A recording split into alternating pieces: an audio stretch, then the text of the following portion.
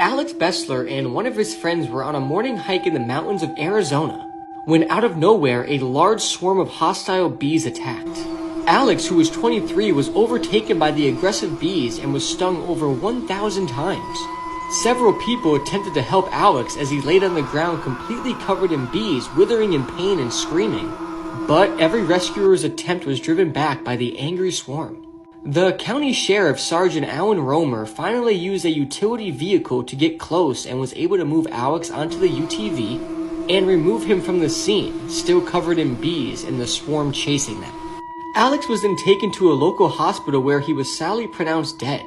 His friend, however, was able to escape the bees and seek shelter in a nearby restroom. Sergeant Romer, who was stationed in the area for 16 years, said it was by far the worst bee attack he had ever seen. He was also stung a lot, but not nearly as much as Alex. I am completely terrified of bees, so this whole story just gives me complete chills. I can't imagine getting chased by a whole swarm of bees and getting stung thousands of times. Rest in peace, Alex. This was just an awful death. Come with us to the Madeleine-McCann crime scene.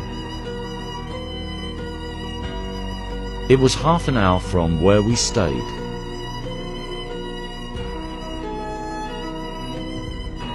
So eerie being here and not knowing what happened to her.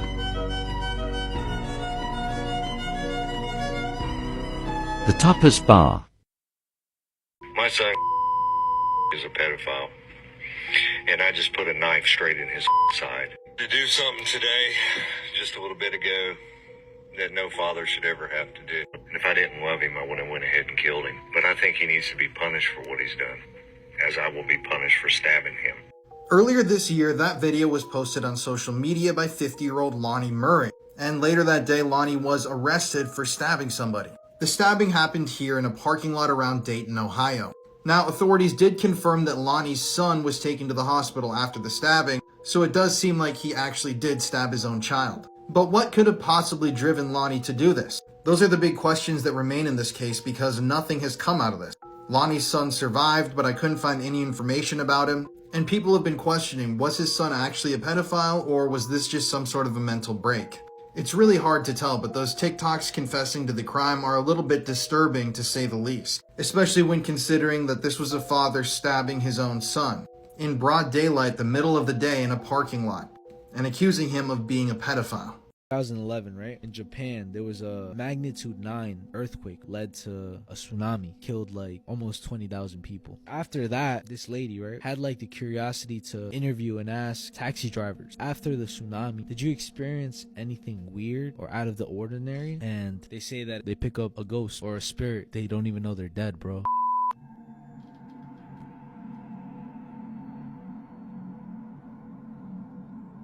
Wait.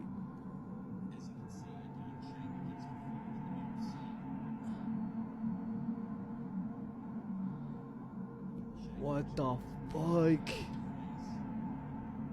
Here's another eerie piece of footage captured by a taxi dash cam in Japan. The forward-facing camera shows the cab pulling over to pick up a fare. Note that you can see a woman on the side of the road hailing the cab. The clip cuts to an inside view of the taxi. Here we see the rear passenger door open and the driver looks expectantly at it. The eerie thing is, no one gets in. Baffled, the driver gets out to see what's going on.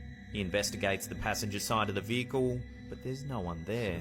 That's fucking scary, right? Utah mom and her 3 young children were recently found shot to death inside of a parked car in a small community, and it's just been labeled a murder-suicide. Here's everything we know. Last Tuesday at around 9:47 p.m., the Weber County Sheriff's Office were called to a home in West Haven after someone found 4 of their family members dead inside of a parked car. Upon arriving, police found the bodies of 32-year-old Mary Bella Barra and her 3 young kids, a 4-year-old boy and a 2- and 1-year-old girl. They were all shot to death and laying in the back seat of the car. Authorities did find a gun inside the car, but initially weren't sure the circumstances of the situation. But after reviewing the neighbor's security footage, they were able to confirm that Mary Bell shot her kids before ending her own life. Police believe that this occurred either late Sunday or sometime on Monday, but their bodies weren't found until Tuesday night. I live in this community right down the road from where this happened, and all I can say is that everyone is shocked and grieving. Mary Bell was described as someone who radiated grace and kindness and was just a really bright and beautiful person. Sadly, she struggled with depression, and she was reportedly overwhelmed by the hopelessness. But her family had no idea that she was struggling mentally honestly, until all of this happened. By all accounts, she seemed just like a happy and loving mom, and they had no idea what was to come. Maribel had recently lost her mom in April, so I'm sure she was struggling with that, and she had just moved back in with her dad. The Weber County Sheriff's Office states that the kid's father was interviewed, and at this point they are certain that no one else was involved. A memorial is started on the front porch of the home where the family was found, and what's absolutely heartbreaking is the fact that you can still see the kids' chalk drawings outside as you drive by. Please keep this family and the community in your thoughts, and if you're struggling, please reach out to someone and get help. Nobody wants you gone, and nobody wants something like this to happen again.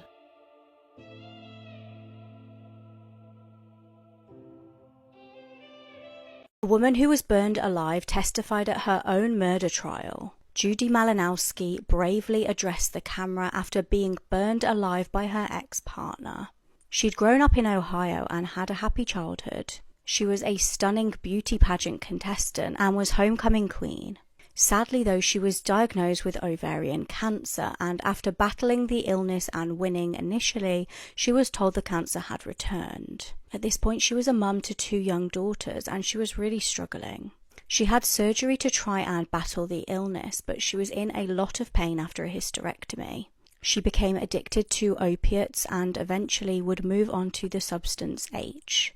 It was at this point, when she was really vulnerable and sick, that she began dating Michael Slager.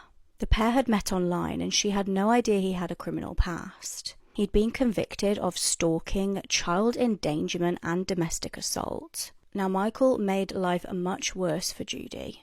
He would buy her substances and use these to control her. She tried going to rehab in 2015, but Michael liked how addiction made her easy to control. The couple became really toxic, and in one horrific incident, things would turn deadly. CCTV captured a shocking incident on the 2nd of August 2015.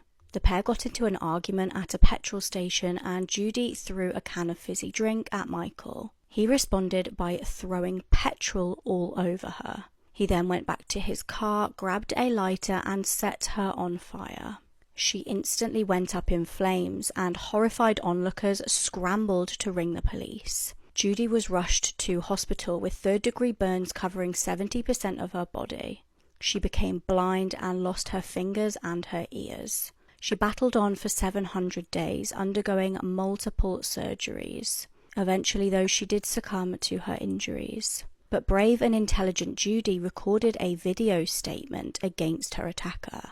Just prior to her death, she documented what had happened and who was to blame. In order to do this, however, and to be obviously sober enough to testify in potentially a trial further on down the line, she had to be taken off all of her painkillers, so she was understandably in absolute agony to do this. She knew it would be worth it, though, to see her ex-Michael be put behind bars for what he did to her. She stated, "I don't think words can describe what it feels like to have your whole body set on fire. I thought for sure I was dying. I just prayed to Jesus to please forgive me for my sins and to take care of my children, and that was it. I blacked out. I don't remember anything until I woke up in the hospital." One professional stated that he had never seen a trauma like that on a human body that was not deceased. Michael eventually pleaded guilty and was given life in prison. This is the most disturbing sporting accident ever. In 1991, the Labrathorn race was cancelled due to a horrible skiing accident.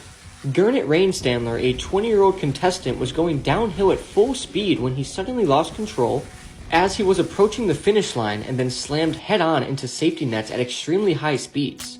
This then trapped one of his skis inside the net, which resulted in his leg almost being completely torn off. He then began spinning out of control with a trail of blood following him, staining the entire mountain. His body then stops at the bottom of the hill as a pool of blood forms around him and people come over to help. He also fractured his pelvis and was literally ripped in half. The impact caused serious internal injuries, fractures, and nerve damage. He was transported by a helicopter to a hospital where he received multiple blood transfusions. But despite receiving blood transfusions before and after the operations, he passed away from severe pelvic bleeding. This is just awful, and what makes it worse is that there's a video of the whole situation unfolding on the internet. Rest in peace to Gernot, and what a terrible, terrible accident. dating show killer. Back in the 60s, there was this dating show that aired on ABC. The whole concept of the show was featured a woman. She asked 3 men questions without seeing their faces, and at the end of the show, she would pick out which one she would want to date. And there was an episode where an actual serial killer was featured on the show. No way. And nobody knew anything. His name was Rodney Alcala. Number 1, would you say hello to Cheryl, please? That's him. We're gonna have a great time together, Cheryl. Okay, and here we go. Bachelor number 1, what's your best time? The best time is at nighttime. What's wrong with morning, afternoon? Well, they're okay, but nighttime's when it really gets good. Crazy thing is, she ended up choosing Rodney to be her date at the end of the show. Fuck. So boom, right? The show ends. They go backstage. When they're having like an actual genuine conversation that's not being filmed, Cheryl will go on to say that Rodney became hella creepy. That charm that he had switched off. It was just for show? Exactly. And he the became a camera? fucking creep. And then he was like, I think it would be a good idea if you come out with me tonight so I can show you a night that you'll never forget. And then she was like, maybe not. Rejected him. Which kind of saved her life, because if the show had done a background check, this motherfucker had already killed 4 people and an 80-year-old girl years before actually going on the show. He was arrested and convicted for like 3 years, and he was on parole. So what he would do to get his victims, he would go to bars, tell women that he's like a fashion photographer and he wants them to take pictures. Child sex tourism is a problem that nobody wants to talk about. Basically, this entails older men and women traveling abroad to foreign countries to find children to target. And yes, this is a thriving multi-million billion-dollar industry. So in this series, we're going to expose some of these guys. Meet James McTurk from Toronto, Canada.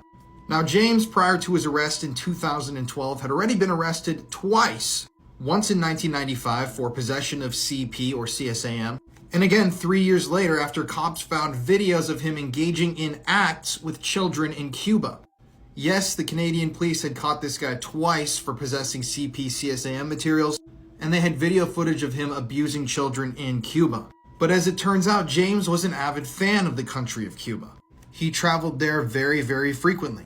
And even though Canada passed a law in 1997 that allowed them to prosecute people who headed overseas to meet with children, between 2008 and 2012, James traveled to Cuba from Canada 31 times. He had already been convicted of going to Cuba to assault children. Canada had passed a law that would allow them to prosecute him on those charges, and yet he was still allowed to travel to Cuba 31 times before he was caught. Then in 2012, when they finally decided to do something and they arrested James, they found photos on the camera that he was bringing back to Canada of him assaulting children in Cuba. So we can assume that each of those 31 times that he traveled there between 2008 and 2012, he was doing this exact same thing. I don't know how the system consistently fails to protect children, not only in Canada, but in America, Europe, every single country. But people need to be more angry about this stuff. I encourage you to go read about child sex tourism and what you can do to help out, because this is a massive problem and literally nobody talks about it. Utah Sheriff's deputy was stalked and killed by her own father, and he's now on the run. 25-year-old Marbella Martinez was found dead on August 1st in the Tooele home that she shared with her father, and the events leading up to her murder are sickening. Marbella had just been sworn in as a corrections officer with the Salt Lake City Police in January, and things were going good for her, until her dad, 54-year-old Hector Martinez, started exhibiting really creepy behavior. Hector started becoming really obsessive and controlling over Marbella, and he would bombard her with texts that authorities are now saying seem more like a jealous lover than a father. In February, Marbella found a bag of her underwear and feminine hygiene products in her dad's room. Hector then started putting up hidden cameras throughout the house, and in July, escalated to putting a tracking device on Marbella's car while she was out of town. When she returned, he tracked her to Bates Canyon, where she was on a hiking date with a romantic partner. After this confrontation, Marbella moved into a hotel for a few days before returning home on July 31st, and sadly, this would be the day that he would kill her. After returning home, Hector strangled Marbella to death, and then immediately after texted his twin brother saying, quote, "My brother, you know how much I love you. I made a big mistake, an unforgivable sin. Now I'm too scared and I don't know what to do. I think I will never come back." end quote. To try and destroy some of the evidence, Hector deleted a portion of the security footage at his home, but he left behind a massive digital footprint, including the text he sent his brother as well as the location on his and Marbella's phone. Marbella's body was found on August 1st after the Tooele police conducted a welfare check, and she was found on her bed with obvious claw marks on her face and neck. After he killed his own daughter, Hector threw her phone alongside I-80 and then went to the Salt Lake City International Airport, where he flew to California and then Texas. He was then caught on CCTV going through customs in an undisclosed country using his twin brother's ID to check in. After this, he vanished, and as of today, his whereabouts remain unknown. It was discovered that in the days leading up to the murder, Hector used Marbella's credit card to withdraw $1,000. Although he remains missing, he was recently charged with murder along with a ton of other charges. Please keep your eyes open for this man, as he could be anywhere by now, and contact authorities if you have any information. This man was found murdered in a car park, naked and covered in money. This unsolved mystery is incredibly disturbing. Blair Adams was a 31-year-old from Canada. In the months running up to his death, he acted very unusual. On the 5th of July 1996, he withdrew most of his money from his bank and emptied his safe deposit box of cash, jewelry, gold, and platinum. He told people he was in danger of being killed and told them he couldn't talk about it. He then tried to enter the US via ferry from British Columbia to Seattle. Now, due to the large amounts of money that he had on him and because he was a single male, they wouldn't actually let him through. Officials feared that he was involved in substance dealing, so they denied him entry. They also discovered he had substance charges and assault charges on his record. Days later, though, he was found attempting to cross the border on foot at the Pacific Highway border crossing. Strangely, they noticed he was covered in scratches. He said he needed to cross the border because someone was trying to kill him. On the 10th of July, he rented a white Toyota and went to Knoxville in Texas. He wasn't known to have any friends or family there, so it was determined that this was a little bit of a weird choice for him. He arrived at a petrol station at around 5:30 that day and told the member of staff there that his car wouldn't start. Now, he said that he had the wrong keys and ended up getting a mechanic to help. The mechanic couldn't help because he didn't have the key either to this car and dropped him off at the Fairfield Inn Hotel. CCTV captured him pacing around the foyer of the hotel before booking a room. Now, he paid for the room, but it was determined later that he'd never even went into the room that he paid for. On the 11th of July, he was found deceased in a car park around half a mile from the hotel. He had nearly $4,000 worth of random currency placed all around his body. He was naked from the waist down. Now, bizarrely, his trousers had been pulled off, and his socks also. His shirt had been ripped open, and he was also found with the car key that would have worked in that car. The autopsy revealed that he died from a blow to the stomach. It was indicated that he may have been SA'd. A construction worker actually came forward to say that at around 3:30 a.m. that morning, they'd actually heard a scream. No suspects were identified, and although DNA was recovered from hair found in Blair's hand, a match has never been found. Blair's murder remains unsolved to this day. Real life Squid Games. There's a real life Squid Games? This happened in South Korea during the 1970s to 1980s. There was this welfare center that was getting promoted by the government, the Brothers Home, a welfare center that was supposed to make South Korea look good, because at the time there was a lot of homeless people. They would offer them food, shelter, paid work. But what started happening is that people started going missing as well. There's a story of a couple victims. One of them was a 14-year-old. He was coming back from school. He said that he was stopped by the cops, accused them automatically of saying, "Did you steal some bread from the store?" He got taken inside a van. He got taken to a secluded area, but he wasn't alone inside the van. There was other kids in there and other people. Whoa, what the And this is coming from multiple people saying the same similar story. When they got there, they would shave their heads, they would strip them, they would take a picture of them with an identity code, basically a number. Oh my gosh, no fucking way. And they also had to act like they were in the military, do everything that you were told, and if you wasn't told, you would get beaten or you would be part of games. So there was a game called Hiroshima. What? And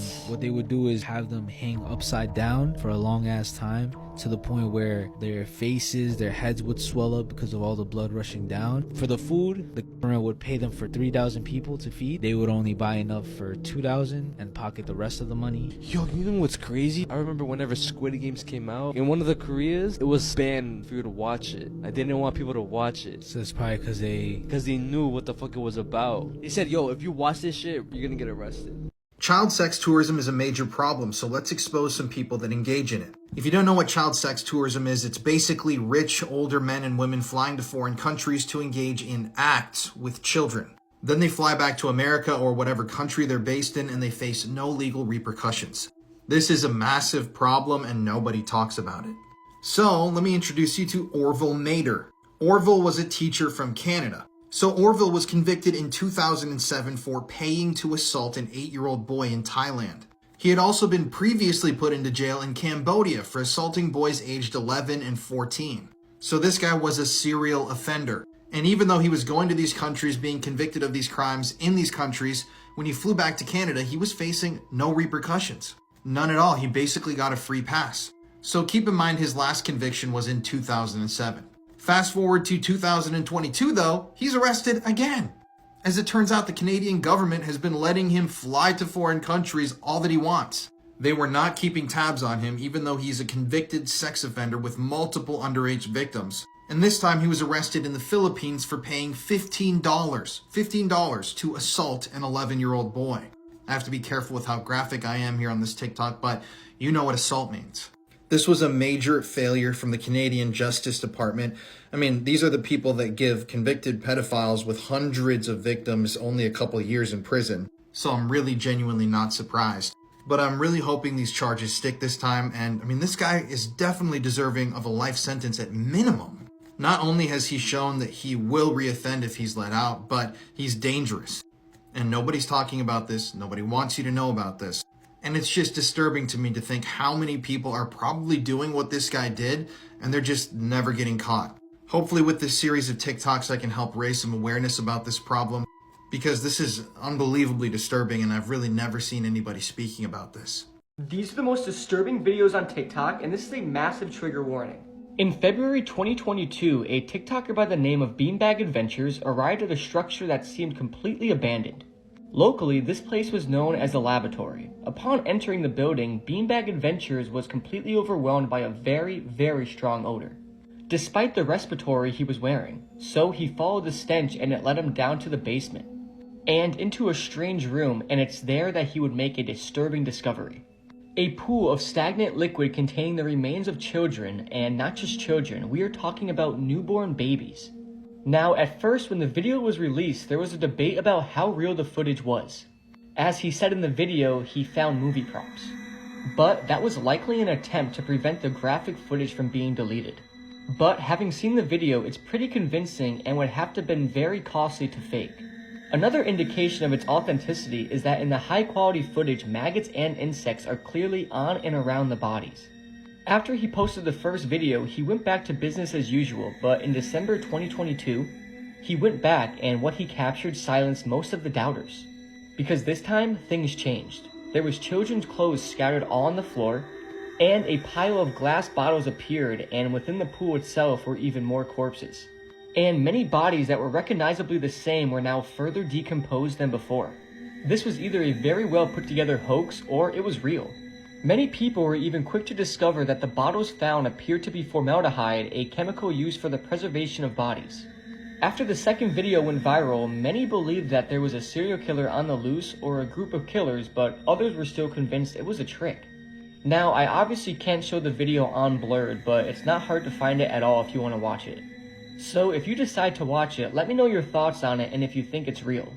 Nonetheless, this video is absolutely disturbing, and it's definitely one of the most disturbing videos on TikTok that I've seen. Also, if you guys have any suggestions on videos you want me to cover on TikTok, just let me know. This has always been one of the strangest missing person cases, and there are finally some updates. This is Carly Gousset. She went missing on October 13th, 2018 from her family's home in Chalfont, California. She was officially last seen alongside US Highway 6 in Eastern California. 5 years later, police are now looking for evidence and clues in the town of Tonopah, Nevada. According to an investigator with the sheriff's office in Mono County, California, in March of 2021, his office received a phone call from a recovering drug user who reportedly saw Carly at a party in Tonopah. Tonopah is a historic mining town about 100 miles away from where Carly disappeared. Investigators have not yet released the witness's name or when he reportedly saw Carly, but they have seized a vehicle that they say may have picked Carly up alongside Highway 6 and taken her to Tonopah. This is a major breakthrough, as not a single trace of Carly has been found since she went missing. It's like she vanished into thin air. To kind of recap her case, the night before she disappeared, Carly, who was 16 years old at the time, told her family that she was going to a football game at her high school in Bishop, California.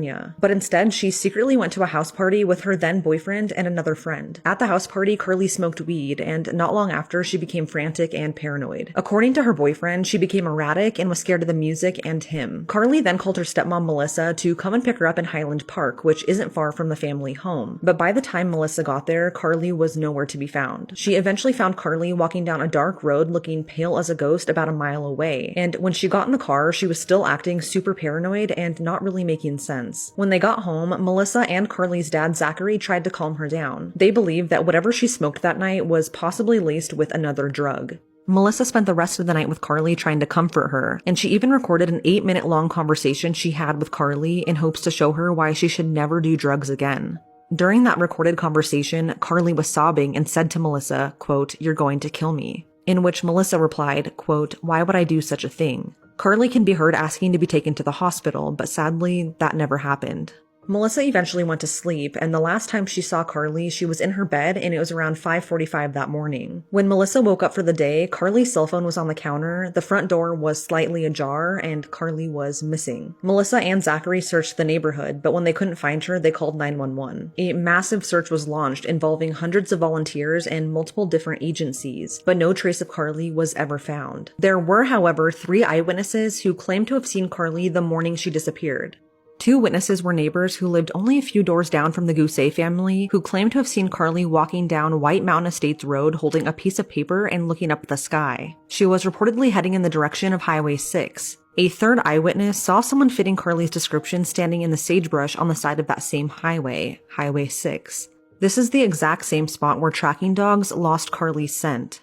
After Carly went missing, her stepmom Melissa started going live on Facebook trying to urge people to help in the search, and a lot of people watching kind of deemed her behavior as suspicious. But again, no one knows how they would truly act when something this horrible happens. Then in 2019, the case was featured on Dr. Phil, where Carly's mom Lindsay said that she suspects that Carly died from a drug overdose, and she questioned whether or not she ever made it out of that house alive. But to this day, police have found no incriminating evidence against Melissa or Zachary. Along with that, they've since both taken a polygraph and they both passed. There's been a lot that has happened since Carly disappeared, such as her dad Zachary being arrested on charges unrelated to her disappearance. In 2021, he was reportedly charged with a felony count of corporal injury to a spouse, but the arrest record has since been removed from the Mono County Sheriff's Office website. Again, this seems to be a domestic violence related incident and not connected to Carly's disappearance. There was also a video on YouTube that went viral from someone dirt biking who claimed to have found Carly or thought they found Carly while in the mountains. They used her picture in the thumbnail and used her story as clickbait. This was confirmed to not be her, but unfortunately, this misinformation spread like wildfire. As of today, 5 years later, Carly is still missing. Anyone with information is urged to contact the FBI at 1-800-CALL-FBI. However, according to the phrase, "You can't make this stuff up," might have known the story of real-life boogeyman, Albert Fish. A slight, elderly man with grey hair, no one suspected the kindly single father of being sadistic child murderer and cannibal. This is why you should always lock your doors. 2 teenage girls were working the night shift at a Pizza Hut when they realized it was 11 o'clock, meaning that it was time to close up shop. They turned off the lights, locked the doors, and began to walk outside. But as they approached their car, they realized that there was an old lady sitting in the front passenger seat. One of the girls opened the driver's side door and asked the old woman, "Can I help you?" before getting in. To which she replied, "I just need a ride home." The girls then told her that they needed to go back inside to call their moms and tell them that they'd be late. They immediately ran back inside, locked the doors, and proceeded to call the police, who showed up about 10 minutes later and arrested her. As it turns out, it was actually a 47-year-old man dressed up like an old woman, and the police found drugs and a knife on his body.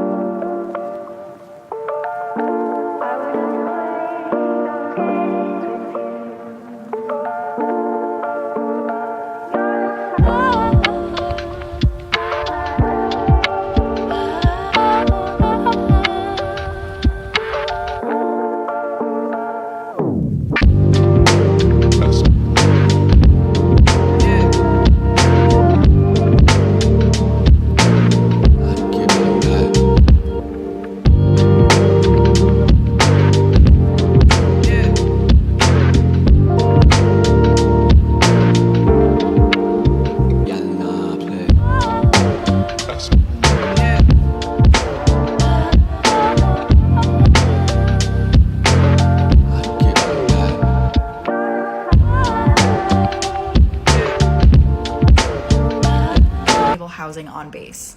But there's one bedroom in the naval housing unit that Jack gets a really bad feeling from.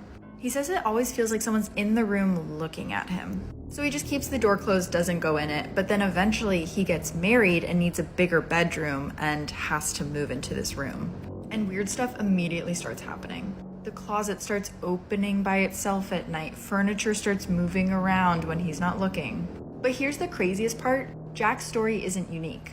When he starts talking to a bunch of other people in the Navy about his experience, it turns out a lot of them also feel like their homes are haunted. After some digging, I actually found out that this Navy base was built on Gunjawamp, a haunted swamp in Connecticut. I do a whole deep dive on it in my podcast, but there's something weird going on there.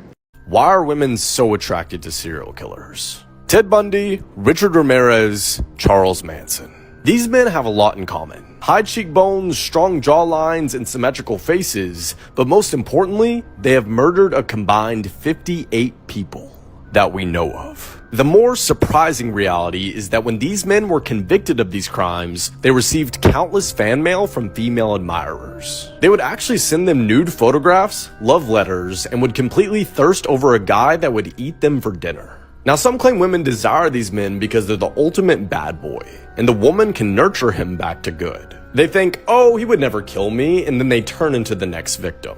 Others, such as Joe Rogan in his podcast, believe that this comes from an evolutionary benefit to become close to killers, because back in the day, murder was pretty common, so of course a girl would want to be with a guy who could prevent that. But ultimately, the question remains. I escaped after 14 years in captivity, where I suffered physical, mental, and sexual abuse. I am Yekaterina, and this is my story of liberation. When I was 19, I met a 37-year-old man named Vladimir Cheskadov at a train station. I was with my friend Oksana. He appeared to be a very nice person, and we became friends. He invited us to his house for drinks. We could not refuse and went with him. I did not know that there would begin a nightmare that would last 14 years. As soon as we entered, he threatened us and locked us in different rooms. During the time I was in his basement, he only came in to abuse me, and he only released me to clean, cook, and take care of his mother. A year later, he murdered my friend and forced me to help him get rid of her body. One day, Vladimir was very intoxicated and forgot to lock my door. Later, I heard an ambulance at home, and I knew it was because of Vladimir's condition. It was my only chance to escape, so I ran out until I found my sister. Finally, I was free. The nightmare was over, although these 14 years will always remain engraved in my mind. This is the most disturbing and unsettling thing you will ever watch. This is called The Strange Thing About the Johnsons, and it's the most disturbing short film ever.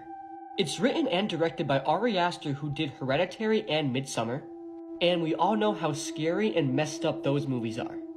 The film follows the Johnson family, who is just a normal suburban family, but as the film goes on, a shocking secret is revealed, and this secret will make you sick to your stomach. I'm not going to spoil anything, but I remember my first time watching this, and I couldn't stop saying, what the hell is going on? This film just has such an unsettling vibe to it, and it'll make you feel so uneasy. You can watch the whole film on YouTube right now, and it's only around 29 minutes. But don't let the short time fool you. This film is absolutely disturbing. After you watch The Strange Thing About the Johnsons, come back to this video and let me know your thoughts on it. This is completely disturbing and messed up, and not everyone can finish it. and you will find out extremely quickly when you start watching it. And a word of advice, whatever you do, never watch this with your parents. After this woman told her friends that her ex was threatening to kill her, she vanished. Ebony Duncan from Missouri vanished in September. The 44-year-old woman was reported missing on the 7th of September after failing to show up at work. CCTV footage captured her the day prior to her going missing, leaving in a silver car which pulled up behind her after she finished work at around 6:11 p.m. Worryingly, she had told one of her co-workers that her ex-boyfriend was threatening to kill her, and the man in question is identified as Charles Smith Howell.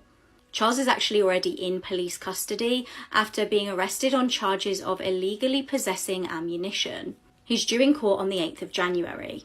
He does actually already have a criminal history with convictions relating to substances, robbery, and weapons. The car that picked Ebony up on the day in question is believed to be owned by Charles's girlfriend. Shockingly, it's been reported that police may have found Ebony's body. This came after police dogs located a deceased person in the woods of Kansas City. Police are requesting help from the public in locating the person of interest, Kiera Ransberg, as they require her for questioning. This woman murdered her boyfriend for $30 million. 47-year-old Ina Canoyer poisoned her boyfriend, 51-year-old Stephen Riley, after she found out that he inherited $30 million. Unfortunately for Ina, Stephen was never going to receive any money. This all started when Stephen received an email from an anonymous person who claimed to be his distant relative and offered him $30 million for absolutely no reason. Stephen believed that this was real and arranged a time to meet with this person to sign off on the cash. And on September 3rd, Stephen and Ina went to the airport where this person was supposed to meet them, but they never showed up. Now, this is where things take a turn. Before going to the airport, Ina made sure that Stephen drank a cup of tea that she had made him, which was poisoned with antifreeze. It did not take long for Stephen to feel extremely sick, and while others tried to take him to the hospital, Ina said that he just had a heat stroke and he should just go home. Ina waited until the next day to call paramedics, and at this point, Stephen was already deceased. According to their close friends, Stephen was planning to leave Ina when he received the money and share all the money with his kids. But she wasn't gonna let that happen. She believed she had rights to his money as his common law wife. Unfortunately for Ina, there was never any money, so she did this all for no reason, and now she faces up to life in prison without the possibility of parole. An arrest was made on Halloween this year relating to a Halloween cold case murder from 4 decades ago. In the early hours of Halloween 1982, Clifford Smith was murdered. The 24-year-old man was shot in the head and his body was dumped by the White River in Indiana. His worried wife had reported him missing to police, and there was no news for an agonizing month. It was then that animal trappers came across the victim's body on the 1st of December. However, frustratingly, the case went cold and Clifford's family went without any closure or justice for over 4 decades. Thankfully, this Halloween, 41 years exactly since the tragic killing, a man was arrested.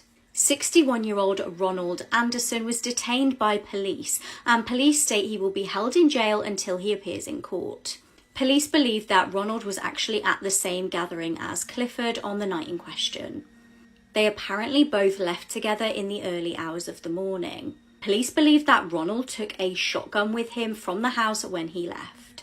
It's believed that he dumped the weapon back at the house and also went back to the victim's body to hide evidence a couple of days later.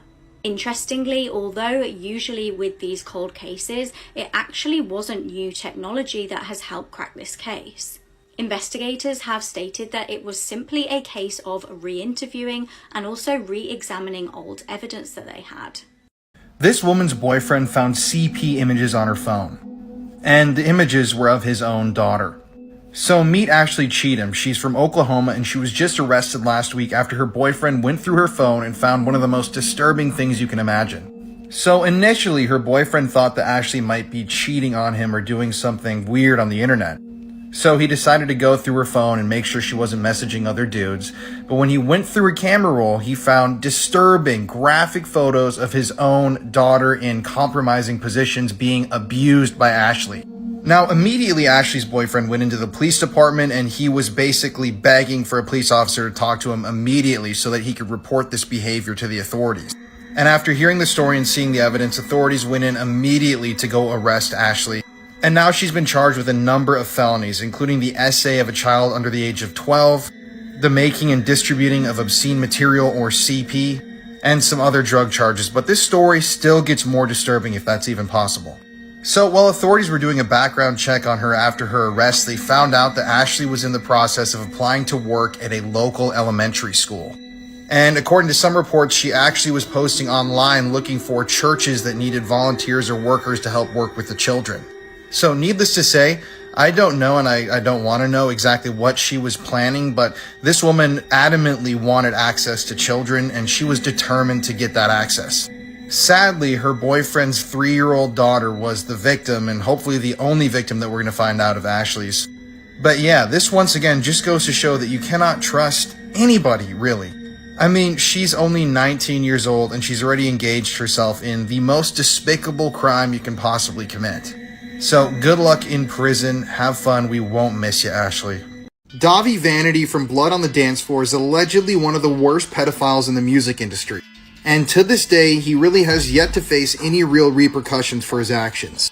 So, Blood on the Dance Floor, if you don't know, was a huge electronic, alternative, emo, whatever you want to call them, band from the 2000s, 2010s. And I remember them being huge in the scene. I used to drum in a metalcore band, and I had a lot of friends that were fans of these guys. But ever since the year 2009, at least 21 different women have made a series of disturbing charges against Davi. These charges include SA, pedophilia, all of that. So 2 former band members, Gary Ecstasy and Jay Von Monroe, both left the band and said that Davi was a sexual predator. They got interviewed by people, they claimed that he was a very dangerous person. And Jay Von Monroe actually claimed that Davi forced him to tour without his HIV medication, which almost made him contract AIDS. Even people like Jeffree Star witnessed Davi behaving inappropriately with minors while they were on tour with him. And yeah, most of the accusers against Davi were underage at the time that he allegedly assaulted them. So as early as 2007, allegations against Davi exist. This all really started when a 14-year-old named Diana called into a radio show and claimed that she had been assaulted by Davi. The police came to her house the next day and she told them that she had connected with Davi on MySpace. He had offered to come dye her hair. He had driven across the state to be with her. And when her mother had left to go work her shift at night, Davi had made her perform oral on him. So disturbingly, after the police heard this, they actually made contact with Davi. And they told him that if he didn't have any further contact with the girl, the mom did not want him to be arrested. And so he told the officers, "I'm sorry, I didn't know she was so young," and they completely let him off the hook. He was never charged with a crime, even though this would be considered statutory rape, and he could be punished to 15 years in prison just for that offense alone. But yeah, like I said, over the years, 20 plus women have come forward and stated that Davi assaulted them when they were underage. Other people that knew him said they saw him doing these things. And yet the police have never taken any form of action against this guy. You know you're a shitbag when even the guy from Insane Clown Posse, Violent J, threatens to beat the shit out of you if he ever sees you. So every time he's confronted with all of this, Davi completely denies it. He says it never happened. He evades the question. And in recent years, Blood on the Dance Floor's music has been removed from services like Spotify and Google Play. In 2020, it should be noted that Chris Hansen from To Catch a Predator launched an investigation into Davi. He interviewed people who were affected by him, who were assaulted by him. And currently, I'm saying currently as of today, the FBI states that they are actively investigating him for crimes committed in the past against minors. So let's all cross our fingers and collectively hope that finally Davi Vanity can be stopped and he can face some sort of repercussion for the horrible things that he's done. This is the Baby Brianna case, one of the most horrendous cases ever explained. The Baby Brianna case is one of the most gut-turning cases you will ever hear about. Baby Brianna wouldn't live past 5 months old thanks to her mother, father, and uncle. On July 19, 2002, Stephanie Lopez, Baby Brianna's mother, made a 911 call stating that her 5-month-old baby wasn't breathing. They then rushed Baby Brianna to the hospital where they were unsuccessful at trying to bring her back, and she was pronounced dead. And once the autopsy was made public, the residents of the New Mexico town understood this just wasn't a terrible accident, but instead intentional. The autopsy revealed that Baby Brianna endured more physical beatings than any human should have to experience in their lifetime. And she was only 5 months old. It was announced and ruled that Baby Brianna died From craniocerebral injuries, she had visible bruisings and scabbing all over her forehead and head. Along with the scabbing and bruising, baby Brianna also had 2 skull fractures that were several days old. Baby Brianna also had signs of human bite marks, not just a few human bite marks, multiple, as in 15. She had 2 rib fractures that were 2 weeks old. She had been violently shaken at least twice in her lifetime due to her optical nerves being filled with new and old blood.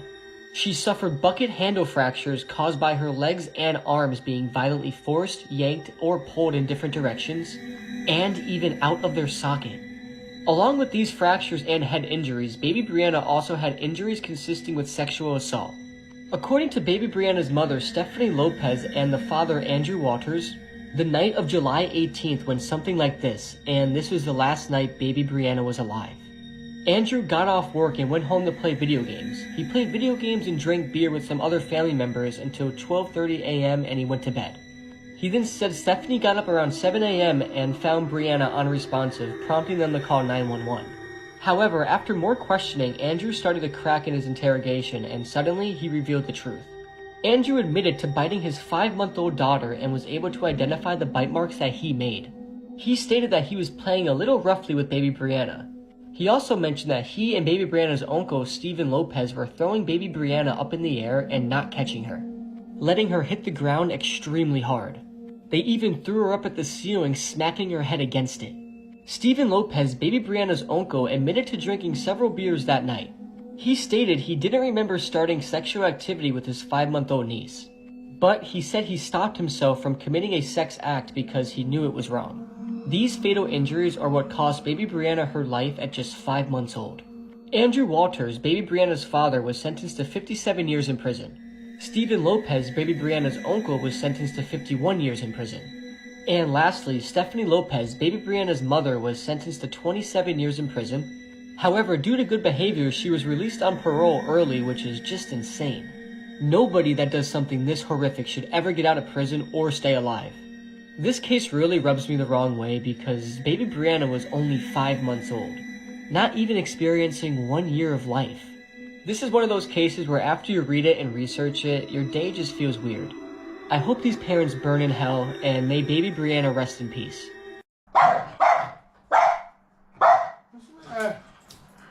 What? Look in there, mate. Look in there. What? Look in there. This girl was kept in a box and used as a sex slave for 7 years. 20-year-old Colleen Stan is an American woman who was kidnapped and held as a sex slave by Cameron and Janice Hooker in their California home for over 7 years between 1977 and 1984. Her case has received international fame and has been a subject of many books, films, and television series. On May 19, 1977, Colleen Stan was hitchhiking from her home in Eugene, Oregon, to a friend's home in Northern California where she was heading to a birthday party. Cameron Hooker kidnapped 20-year-old Colleen after picking her up. Colleen said she was a very experienced hitchhiker and had allowed 2 rides to go past her before accepting the ride with Cameron Hooker. Colleen said she felt confident climbing into the blue van because Hooker's wife Janice and their baby were in the car. They then stopped at a gas station along the way and Colleen went to use the restroom. And she said a voice told her to run out and jump out the window and never look back, but she never did, which she definitely regrets. When they left, they got on the highway and Cameron Hooker pulled over on the side of the road and put a knife to Colleen's throat, all the way until they got to an isolated area. She was then locked in a wooden box that was designed to prevent light, sound, and fresh air entering. After this, Colleen was tortured and kept locked in the box for 23 hours a day until she was given a contract and forced to sign herself into slavery for life in January 1978. Her kidnapper also said that they were being watched by a powerful organization called the Company, and if she ever tried to escape, they would torture her and harm her family. Colleen then became a slave and her new name was Kay, and she was forced to call Cameron Master. Cameron then started raping Colleen, and it was mostly consisting of oral rape. Cameron reportedly didn't want to have normal sex with Colleen because he considered that to breach his agreement with his wife. Instead, he raped her with objects. To avoid painful punishments, Colleen tried to comply with Cameron's commandments. which later led to her being allowed to go out to jog and work in the yard, and even help him with bigger stuff like an underground dungeon for more slaves. Even with an open door, neighbors, and a telephone, she never made an attempt to escape because her fear of the company kept her from seeking help. Additionally, Stan was also allowed to visit her family by herself in 1981, but did not reveal her situation due to her fear of the possible consequences from the company. Her family thought she was involved in some sort of cult, and they did not want to pressure her to stay in fear that she would stay away forever.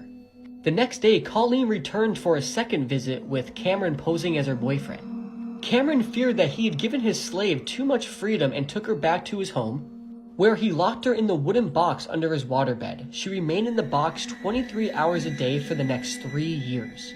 Colleen would go to the bathroom using a bedpan which she positioned under herself with her feet. Once Cameron's children had gone to bed, he would take Colleen out of the box and feed her and torture her. Colleen was not allowed to make any noise, and she had to stay still for 23 hours a day in the complete dark, with little to no air to breathe. In the summer, the box would get over 100 degrees Fahrenheit. In 1983, Colleen was allowed to get a job as a maid at a hotel, and Cameron wanted her to become his second wife, which was a turning point for Janice, who is his wife. And in August 1984, Janice began struggling with herself and went to Colleen. She then told her that Cameron was not part of the company and the company wasn't even real.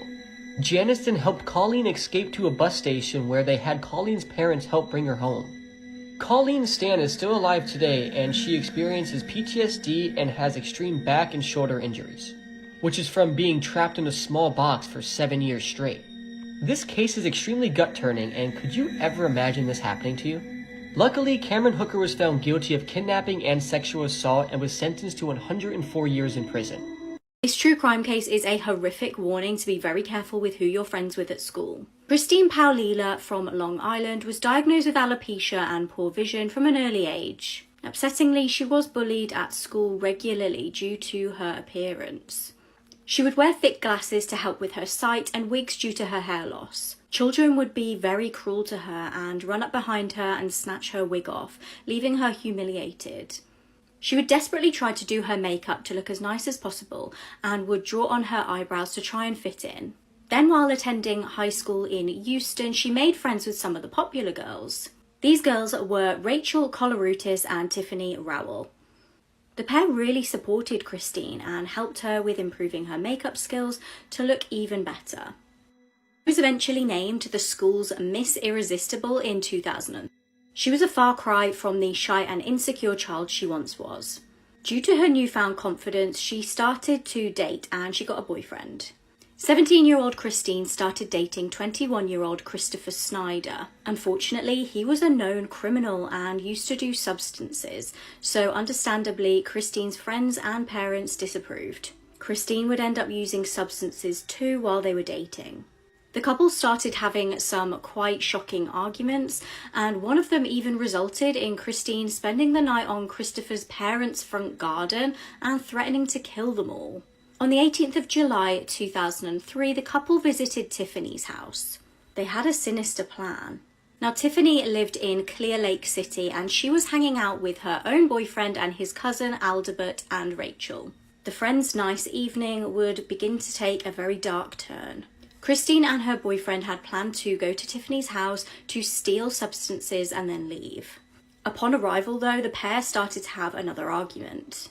Shockingly, the two of them began shooting. It's reported that they fired at least 40 times. The 4 innocent victims all received multiple gunshot wounds, and 3 were deceased. At this point, though, Rachel was alive. The poor girl mustered up some strength amongst all of the chaos and crawled through a puddle of her own blood. She was desperately trying to reach a phone to call for help. However, Christine spotted her and started beating her over the head with a weapon. As Rachel was dying, she called out, "Why?" Sadly, one of the victims, Aldebert, had moved to the area to escape violence in his hometown. The couple fled the scene, leaving very little evidence behind.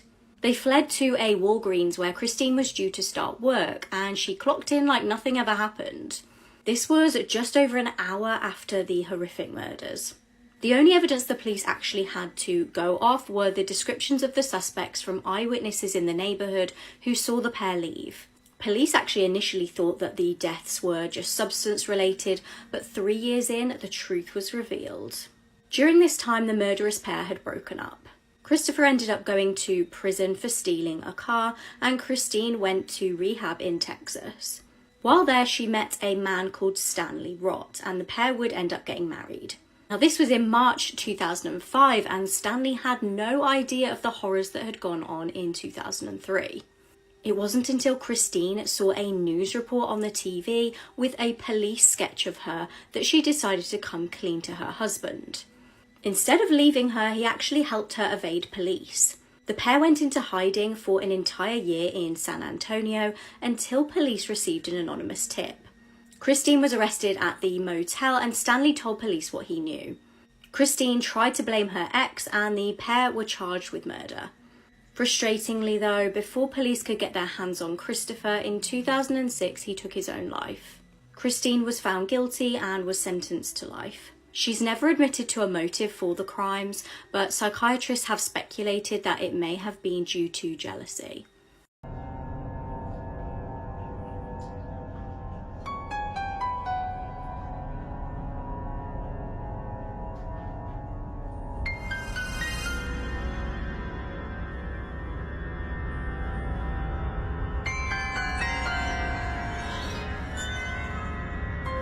This case made me terrified to go to the cinema. This is the case of the horror in Screen 9. James Holmes was raised in California. His mum was a nurse and his dad was a scientist. From a young age, he was experiencing night terrors and allegedly actually tried to take his own life when he was just 11 years old. He was apparently obsessed with guns and weapons and had dreamed of becoming a mass murderer. Between May and July 2012, he legally bought 4 guns. Background checks were conducted and he was allowed the weapons. He also bought spike strips, which, if you don't know, pop the tyres of cars if they chase after you. On July the 19th, just hours before tragedy would unfold, James mailed his notebook to his psychiatrist. Inside the notebook, James detailed his plans to kill. The notebook was actually discovered later on undelivered. Just prior to entering a cinema in Aurora, James rang a crisis line to tell them about his plans to kill.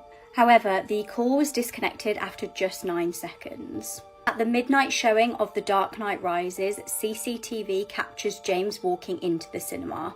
He walks into Screen 9, props open the door, and then walks back out again. Shockingly, he goes to his car and gets guns out and gas canisters. He re-entered the screen at about 12:38 PM and set off 2 gas canisters. When he entered Screen 9 again, he immediately opens fire on the audience, instantly killing 10 people. 2 others later died in hospital from their injuries. An additional 70 people were injured. This was an absolutely packed out cinema.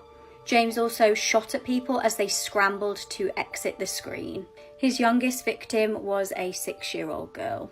Witnesses said this all unfolded as there was actually a gunfight on the screen, and initially they all thought it was special effects and just part of the film. Police were actually on the scene very quickly after the first 911 call. James surrendered to the police and was arrested in the car park. He was apparently very calm when he was arrested and told police that he had booby-trapped his apartment. When police investigated his apartment, this was found out to be true. He was sentenced to 12 consecutive life sentences.